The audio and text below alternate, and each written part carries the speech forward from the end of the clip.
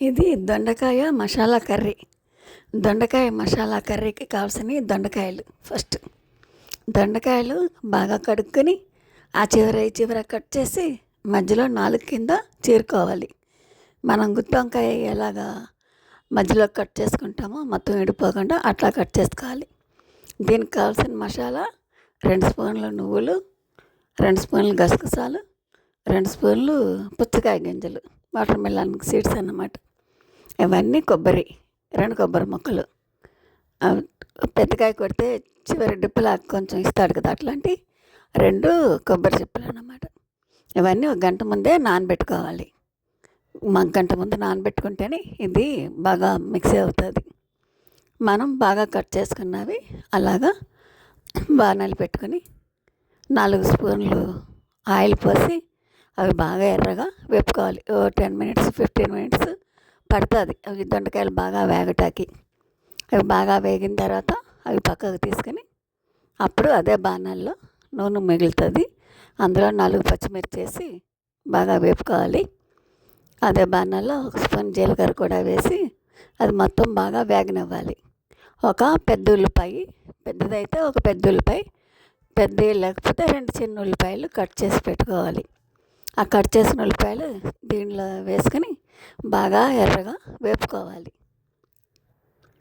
అవి బాగా వేగుతున్నప్పుడు మనకి లోపల మనం గంట ముందు నానబెట్టుకున్న నువ్వులు, కొబ్బరి ముక్క, గసగసాలు అవన్నీ పేస్ట్ చేసుకోవాలన్నమాట. ఈలోపు ఇవి ఎర్రగా వేగుతా ఉల్లిపాయ ముక్కలు అందులో 1 స్పూను అల్లం పేస్ట్ వేసుకోవాలి. అల్లం పేస్ట్ కొంచెం నిల్వకైనా ఎక్కువ రెడీ చేసి పెట్టుకుంటున్నాం కదా ఫ్రిడ్జ్లో, అందుకని అది కొంచెం బాగా వాసన పోయేదాకా వేపుకోవాలి. అల్లం పేస్ట్ బాగా వేపుకున్నాక అది కొంచెం వేగింది అన్నప్పుడు ఉల్లిపాయలతో పాటు కలిపి మొత్తం మగ్గనిచ్చుకోవాలన్నమాట. ఇది బాగా అంతా వేగిన తర్వాత మనం మిక్సీ పట్టుకున్న ఆ పేస్ట్ వేసి బాగా కలుపుకోవాలి.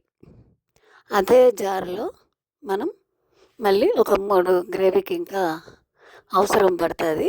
ఒక 3 టమాటాలు కూడా మిక్సీ పట్టుకోవాలన్నమాట. ఆ గ్రేవీ ఇందులోకి వేసేసి అదే జారులో 3 టమాటాలు మిక్సీ పట్టుకుంటే అది కూడా ఈ ఉల్లిపాయలు వేగిన దాంట్లో వేస్తామన్నమాట. ఇదంతా బాగా ఉడకనిచ్చుకోవాలి. ఆ గ్రేవీ ఉడకటానికి కూడా ఒక 10 మినిట్స్ పడుతుంది. ఆ గ్రేవీలో మళ్ళీ దొండకాయలు వేపుకున్నవి కూడా వేసుకుంటాం అన్నమాట. ఈ గ్రేవీ మనకి గుత్తి వంకాయ కూరకి, మళ్ళీ క్యాప్సికమ్ కూరకి, మనం ఒకవేళ మటన్ చికెన్ వండుకున్నా కానీ దానికి కూడా అన్నిటికీ ఈ గ్రేవీ బాగా ఉపయోగపడుతుంది అన్నమాట. అందుకని ఈ గ్రేవీ నిల్వ చేసి ఉంచుకున్నా ఉంటుంది 2-3 డేస్ ఫ్రిడ్జ్లో పెట్టుకుంటే. ఈ గ్రేవీ చాలా వాటికి ములక్కాడ, జీడిపప్పు, ఆలుగడ్డ కుర్మా అట్లా మనం ఏం వండుకున్నా ఈ గ్రేవీ ముందు రోజు నిల్వ చేసి పెట్టుకోవచ్చు. పనికి వస్తుంది, 2-3 రోజులు నిల్వ ఉంటుంది. అట్లాగే ఈ గ్రేవీ చాలా బాగుంది. ఇలా తయారు చేసుకుంటే ఇంకా కర్రీస్ అన్నిటిలో కూడా అప్పటికప్పుడు గెస్టులు వచ్చినా మనం ఇది గ్రేవీ రెడీగా ఉంటే మనకి ఏ కర్రీ కావాలంటే అవి వేపుకొని ఇందులో కలుపుకుంటే ఆ కర్రీ రెడీ అయిపోద్ది అన్నమాట. అందుకని మనం ఈ గ్రేవీ ఇట్లాగా ఉల్లిపాయలు వేగిన తర్వాత మసాలా మనం నానబెట్టుకున్న మసాలా అంతా వేసి మగ్గనిచ్చుకొని అప్పుడు దీంట్లోకి 2 స్పూన్లు కారం, 2 స్పూన్లు కస్తూరి మేతి, ఒక 1/2 స్పూన్ పసుపు, ఒక స్పూను ధనియాల పౌడరు, మసాలా పౌడరు, 1 స్పూన్ జీలకర్ర పౌడరు అన్నీ వేసుకోవాలన్నమాట. ఒక 2 స్పూన్లు సాల్ట్ కూడా వేసేసుకోవాలి. అన్నీ వేసి బాగా కలిపి మళ్ళీ ఇది కూడా ఒక బాగా మగ్గనిచ్చుకోవాలన్నమాట. అదంతా ఎండు కొబ్బరి వేసాము. ఎండు కొబ్బరి హెల్త్కి మంచిది, అది కొలెస్ట్రాల్ కాదు. పచ్చి కొబ్బరి అయితే కొలెస్ట్రాల్. ఎండు కొబ్బరి వేసుకొని అట్లా బాగా మగ్గిన తర్వాత మనం అప్పుడు దొండకాయలు వేస్తాం. దొండకాయలు వేసుకున్నాక గ్రేవీ అది చిక్కబడిపోతుంది.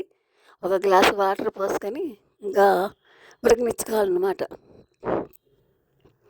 అది బాగా మనకు ఎంత గ్రేవీ కావాలంటే అంత మన క్వాంటిటీని బట్టి వాటర్ పోసుకొని దగ్గరికి రానిచ్చుకోవాలన్నమాట.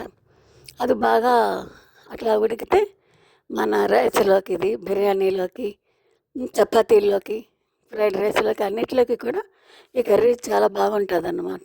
మనకిది అసలు చూస్తుంటేనే తెలిసిపోతుంది కదా ఎంత బాగుందో.